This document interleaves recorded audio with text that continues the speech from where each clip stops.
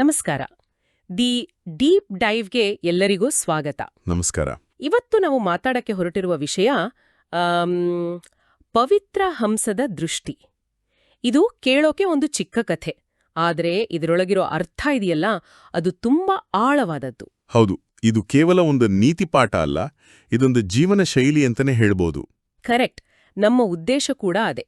ಈ ಕಥೆ ಮೂಲಕ ಪವಿತ್ರ ಹಂಸ ಅನ್ನೋ ಪರಿಕಲ್ಪನೆಯನ್ನ ನಮ್ಮ ದಿನನಿತ್ಯದ ಜೀವನದಲ್ಲಿ, ನಮ್ಮ ಸಂಬಂಧಗಳಲ್ಲಿ ಹೇಗೆ ಅಳವಡಿಸ್ಕೋಬಹುದು ಅಂತ ಆಳವಾಗಿ ಚರ್ಚಿಸೋಣ. ಖಂಡಿತ. ಈ ಮೂಲ ಸಾಮಗ್ರಿ ಓದುವಾಗ ಒಂದು ವಿಷಯ ಗೊತ್ತಾಗುತ್ತೆ. ಇದನ್ನ ಸುಮ್ನೆ ವೇಗವಾಗಿ ಓದ್ಕೊಂಡು ಹೋಗೋಕ್ಕಾಗಲ್ಲ. ಸ್ವಲ್ಪ ನಿಧಾನವಾಗಿ ಮನನ ಮಾಡಬೇಕಾದ ವಿಷಯ ಇದು. ಹೌದು, ಪ್ರತಿ ಸಾಲಲ್ಲೂ ಒಂದು ಅರ್ಥ ಇದೆ. ಹಾಗಾದ್ರೆ ನಮ್ಮ ಚರ್ಚೆಯ ಮುಖ್ಯ ವಿಷಯಕ್ಕೆ ಬರೋಣ. ಹಂಸಕ್ಕೆ ಹಾಲು ಮತ್ತು ನೀರನ್ನ ಬೇರ್ಪಡಿಸೋ ಶಕ್ತಿ ಇದೆ ಅಂತ ಹೇಳ್ತಾರಲ್ವಾ? ಹೌದು, ಅದೊಂದು ಜನಪ್ರಿಯ ನಂಬಿಕೆ.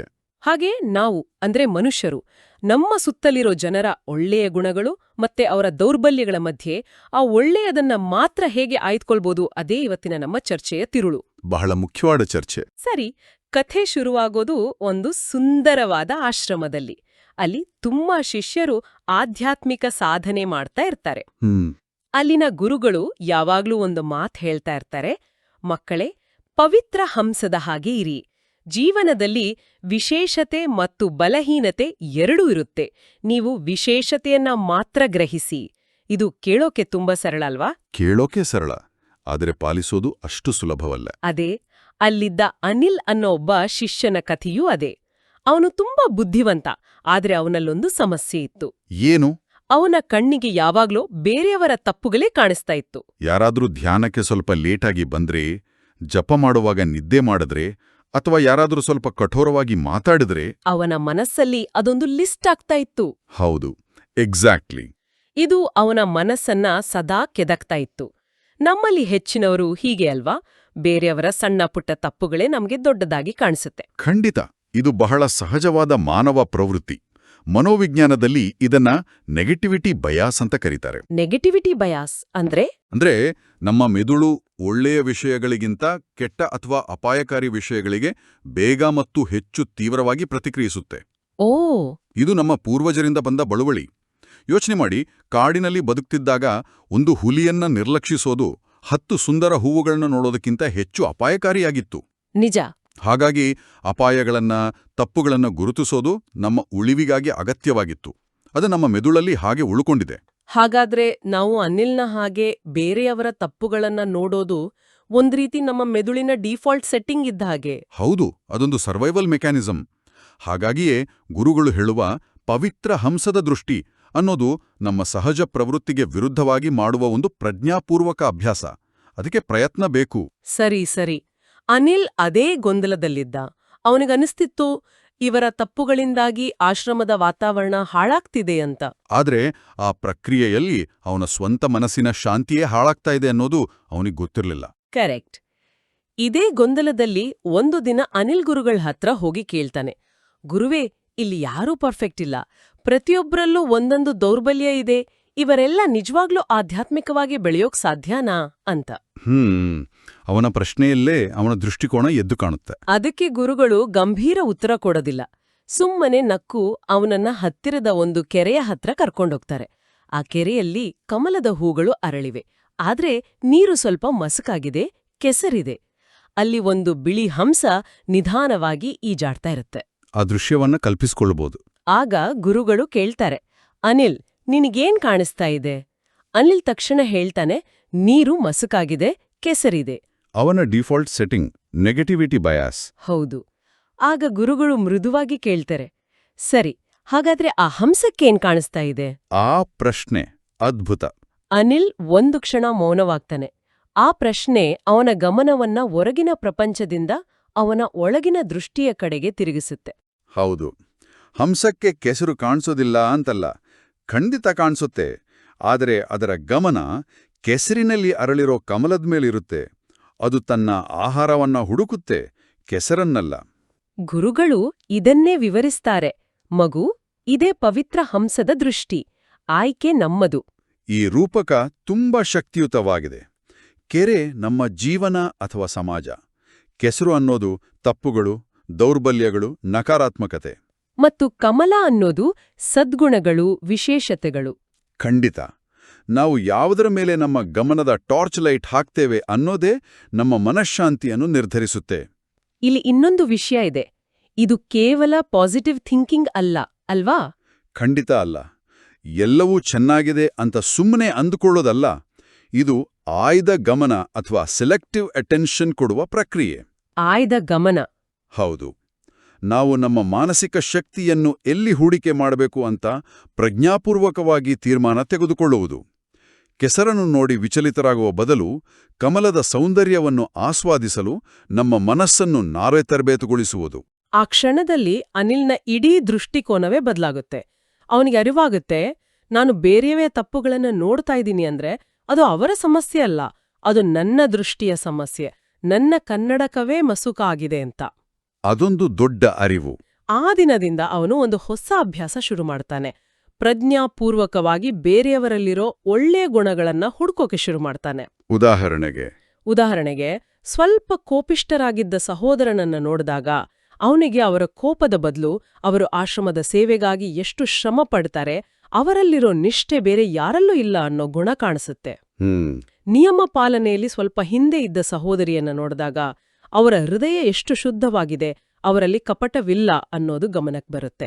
ನೋಡಿ, ಈ ಮಾನಸಿಕ ಬದಲಾವಣೆಯ ಪರಿಣಾಮ ಬಹಳ ದೊಡ್ಡದು. ಇದನ್ನ ಮನೋವಿಜ್ಞಾನದಲ್ಲಿ ಕಾಗ್ನಿಟಿವ್ ರೀಫ್ರೇಮಿಂಗ್ ಅಂತ ಕರೀತಾರೆ. ಕಾಗ್ನಿಟಿವ್ ರೀಫ್ರೇಮಿಂಗ್ ಅಂದ್ರೆ ಒಂದೇ ಸನ್ನಿವೇಶವನ್ನು ಬೇರೆ ದೃಷ್ಟಿಕೋನದಿಂದ ನೋಡಿ ಅದರ ಬಗ್ಗೆ ನಮ್ಮ ಭಾವನಾತ್ಮಕ ಪ್ರತಿಕ್ರಿಯೆಯನ್ನೇ ಬದಲಾಯಿಸುವುದು. ಅನಿಲ್ ಮಾಡಿದ್ದು ಅದನ್ನೇ. ಅವನು ಜನರನ್ನೇ ಬದಲಾಯಿಸಲು ಪ್ರಯತ್ನಿಸಲಿಲ್ಲ, ಬದಲಾಗಿ ಅವರನ್ನು ನೋಡುವ ತನ್ನ ದೃಷ್ಟಿಕೋನವನ್ನೇ ಬದಲಾಯಿಸಿಕೊಂಡ. ಇದರಿಂದ ಅವನ ಮನಸ್ಸಿನೊಳಗಿನ ಮಾತು ಅಂದ್ರೆ ಆಂತರಿಕ ಸಂಭಾಷಣೆ ನಿರಂತರ ಟೀಕೆಯಿಂದ ಕೃತಜ್ಞತೆಯ ಕಡೆಗೆ ಬದಲಾಯಿತು. ಖಂಡಿತ. ಇದರ ಫಲಿತಾಂಶ ಅವನ ಜೀವನದಲ್ಲಿ ತಕ್ಷಣ ಕಾಣಿಸೋಕೆ ಶುರುವಾಗುತ್ತೆ. ಅವನ ಮನಸ್ಸು ಹಗುರವಾಗುತ್ತೆ, ಆ ಚಡಪಡಿಕೆ ಕಡಿಮೆ ಆಗುತ್ತೆ, ಮುಖದಲ್ಲಿ ಒಂದು ಸಹಜವಾದ ಶಾಂತಿ ಕಾಣಿಸುತ್ತೆ. ಅಷ್ಟೇ ಅಲ್ಲ, ಅವನ ಸುತ್ತಲಿರುವವರಿಗೂ ಈ ಬದಲಾವಣೆ ಅನುಭವಕ್ಕೆ ಬರುತ್ತೆ. ಅವನ ಜೊತೆ ಮಾತಾಡಿದ್ರೆ ಮನಸ್ಸಿಗೆ ಸಮಾಧಾನ ಸಿಗುತ್ತೆ ಅಂತ ಜನ ಹೇಳೋಕ್ ಶುರು ಮಾಡ್ತಾರೆ. ಹಾಗಾದ್ರೆ ಈ ಕಥೆಯಿಂದ ನಾವು ಕಲಿಬೇಕಾದ ಮುಖ್ಯ ಪಾಠ ಏನು? ಮೊದಲನೆಯದು, ನಮ್ಮ ಗಮನ ಎಲ್ಲಿದೆಯೋ ನಮ್ಮ ಶಕ್ತಿ ಅಲ್ಲೇ ಇರುತ್ತೆ. ಹೌದು. ದೌರ್ಬಲ್ಯಗಳ ಮೇಲೆ ಗಮನ ಹರಿಸಿದ್ರೆ ಅಶಾಂತಿ ಬೆಳೆಯುತ್ತೆ, ವಿಶೇಷತೆಗಳ ಮೇಲೆ ಗಮನ ಹರಿಸಿದ್ರೆ ಶಾಂತಿ ಸಿಗುತ್ತೆ. ಆದರೆ ಇಲ್ಲಿ ಒಂದು ಎಚ್ಚರಿಕೆಯ ಮಾತಿದೆ. ಏನು? ಎಲ್ಲರಲ್ಲೂ ಒಳ್ಳೆಯಬನಿ ನೋಡುವುದು ಅಂದ್ರೆ ಗಂಭೀರವಾದ ತಪ್ಪುಗಳನ್ನ, ಕೆಟ್ಟ ನಡವಳಿಕೆಯನ್ನ ಅಥವಾ ಅನ್ಯಾಯವನ್ನ ನಿರ್ಲಕ್ಷಿಸುವುದು ಅಂತ ಖಂಡಿತ ಅಲ್ಲ. ಓ, ಇದು ಬಹಳ ಮುಖ್ಯವಾದ ವ್ಯತ್ಯಾಸ. ಹೌದು. ಉದಾಹರಣೆಗೆ, ಯಾರಾದರೂ ನಿರಂತರವಾಗಿ ನೋವು ಕೊಡುತ್ತಿದ್ರೆ ಅವರಲ್ಲಿನ ಒಂದು ಸಣ್ಣ ಒಳ್ಳೆಯ ಗುಣವನ್ನ ನೋಡಿ ಆ ನೋವನ್ನು ಸಹಿಸಿಕೊಳ್ಬೇಕು ಅಂತ ಇದರ ಅರ್ಥವಲ್ಲ. ಪವಿತ್ರ ಹಂಸದ ದೃಷ್ಟಿಯಂದ್ರೆ ನಮ್ಮನ್ನು ನಾವು ಅಸಹಾಯಕರನ್ನಾಗಿ ಮಾಡಿಕೊಳ್ಳುವುದಲ್ಲ. ಹಾಗಾದ್ರೆ ಈ ದೃಷ್ಟಿಕೋನವನ್ನ ನಾವು ಎಲ್ಲಿ ಹೇಗೆ ಬಳಸಬೇಕು? ದೈನಂದಿನ ಸಣ್ಣಪುಟ್ಟ ಕಿರಿಕಿರಿಗಳಿಗೆ, ಸಂಬಂಧಗಳಲ್ಲಿ ಬರುವ ಭಿನ್ನಾಭಿಪ್ರಾಯಗಳಿಗೆ ಮತ್ತು ನಮ್ಮ ಸಹಜ ನೆಗೆಟಿವಿಟಿ ಬಯಾಸ್ ಅನ್ನು ಮೀರಿ ನಿಲ್ಲಲು ಇದು ಒಂದು ಅದ್ಭುತ ಸಾಧನ. ಗಂಭೀರವಾದ ಸಮಸ್ಯೆಗಳನ್ನು ಪರಿಹರಿಸಬೇಕು, ಆದರೆ ಸಣ್ಣಪುಟ್ಟ ವಿಷಯಗಳಿಗೆ ನಮ್ಮ ಮಾನಸಿಕ ಶಾಂತಿಯನ್ನು ಹಾಳು ಮಾಡಿಕೊಳ್ಳಬಾರದು. ಆ ವ್ಯತ್ಯಾಸವನ್ನ ನಾವು ಗುರುತಿಸಬೇಕು. ಇದು ಜಗತ್ತನ್ನು ಗುಲಾಬಿ ಕನ್ನಡಕದಿಂದ ನೋಡುವುದಲ್ಲ, ಬದಲಿಗೆ ಕೆಸರಿನ ಜೊತೆಗೆ ಕಮಲವೂ ಇದೆ ಎಂದು ಒಪ್ಪಿಕೊಳ್ಳುವುದು. ಎಕ್ಸಾಕ್ಟ್ಲಿ. ಸರಿ, ಇದನ್ನ ನಮ್ಮ ನಿಜ ಜೀವನದಲ್ಲಿ ಅಳವಡಿಸಿಕೊಳ್ಳೋಕೆ ಮೂಲದಲ್ಲಿ 2 ಉತ್ತಮ ಉದಾಹರಣೆಗಳಿವೆ. ಮೊದಲನೆಯದು ಕುಟುಂಬ. ನಮ್ಮೆಲ್ಲರ ಜೀವನದಲ್ಲಿ ಇದು ಅನ್ವಯವಾಗುತ್ತೆ. ಹೌದು. ನಮ್ಮ ಕುಟುಂಬದಲ್ಲಿ ಯಾರಾದ್ರೂ ಸದಾ ಟೀಕೆ ಮಾಡೋ ಸ್ವಭಾವದವರು ಇರ್ಬೋದು. ನಾವು ಅವರ ಮಾತುಗಳನ್ನೇ ದೊಡ್ಡದು ಮಾಡ್ಕೊಂಡ್ರೆ ಮನಸ್ಸು ಭಾರವಾಗುತ್ತೆ. ಖಂಡಿತವಾಗಿಯೂ. ಬದಲಾಗಿ ಅವರು ನಮ್ಮ ಕುಟುಂಬಕ್ಕಾಗಿ ಎಷ್ಟು ಜವಾಬ್ದಾರಿ ಹೊತ್ತಿದ್ದಾರೆ, ಅವರ ಕಾಳಜಿ ಬೇರೆ ರೀತಿ ವ್ಯಕ್ತವಾಗುತ್ತೆ ಅಂತ ಯೋಚಿಸಿದ್ರೆ ಅವರ ಮಾತುಗಳು ನಮ್ಮ ಮೇಲೆ ಅಷ್ಟು ಪ್ರಭಾವ ಬೀರೋದಿಲ್ಲ. ಹೌದು.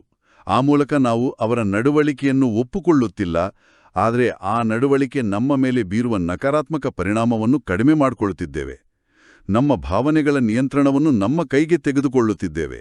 ಸರಿ, ಇನ್ನೊಂದು ಉದಾಹರಣೆ ಕೆಲಸದ ಸ್ಥಳದ್ದು. ನಮ್ಮ ಜೊತೆ ಕೆಲಸ ಮಾಡೋರು ನಿಯಮಗಳನ್ನ ಸರಿಯಾಗಿ ಪಾಲಿಸದೇ ಇರ್ಬೋದು. ಇದು ನಮಗೆ ಕಿರಿಕಿರಿ ಉಂಟು ಮಾಡಬಹುದು.